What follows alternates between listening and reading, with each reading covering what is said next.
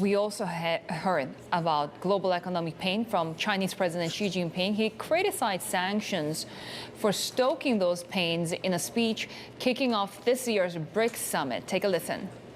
是一再证明 politicizing, instrumentalizing, and weaponizing the world economy using a dominant position in the global financial system to wantonly impose sanctions would only hurt others as well as hurting oneself, leaving people around the world suffering.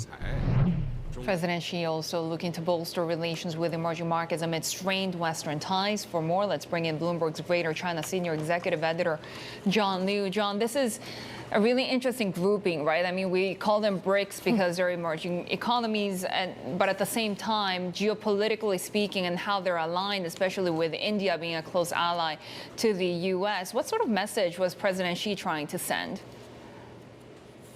I think China sees geopolitics, no matter where it is around the world, in the lens of Beijing vis-a-vis Washington. And I think with the invasion of Ukraine, Xi Jinping is using this opportunity to speak to this audience in the emerging markets, which maybe didn't have that much skin in the game when it came to the Ukraine, but is now feeling the repercussions of not only the sanctions, but of higher commodity prices, higher food prices as a result of that invasion, and trying to speak to that audience and trying to gather some support for China's position, which is sort of diplomatically supporting Russia, but also trying to put much of the blame for the conflict on the U.S. when it comes to NATO and its expansion in Eastern Europe.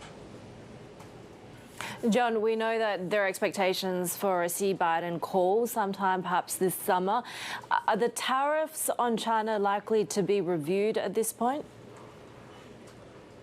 I mean, all the noise that we're hearing out of Washington at the moment is that, yes, they will be reviewed, and very likely some portion of those tariffs will be removed in a way that will help the U.S. in terms of inflation, but then leave President Biden some room politically, domestically, as we come to the midterm.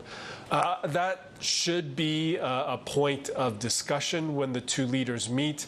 Obviously, China would like to see those tariffs lowered, especially with the economy as weak as it is right now. Yeah, let's talk a little bit about the economy, because it seems China wants to continue to ease up on regulations, especially around the fintech sector as well. What do we know? So Xi Jinping, in addition to the BRICS summit yesterday, also spoke at a meeting of the Commission to Deepen Reform. And there he talked about supporting the platform economies, which is sort of a way of talking about big tech. And obviously, companies like Alibaba, companies like Tencent have really suffered from this crackdown in terms of anti-competitive behavior and other regulatory things. But they are really large, important employers. And as the economy slows, as jobs become scarcer, China needs those companies to step up and to help with that employment situation.